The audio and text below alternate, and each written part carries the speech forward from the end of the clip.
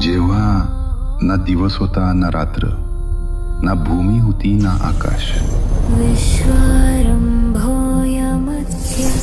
तेव्हा ब्रह्मदेवांच्या संकल्पातून या सृष्टीची सुरुवात झाली. म्हणूनच हा दिवस नववर्षाची सुरुवात मानला जातो.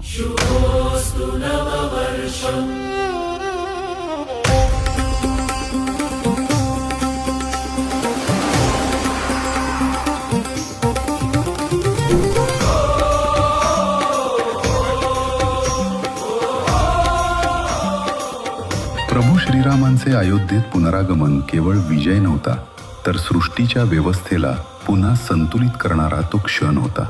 धर्माच्या पुनर्प्रतिष्ठेचा ध्वज होती गुढी.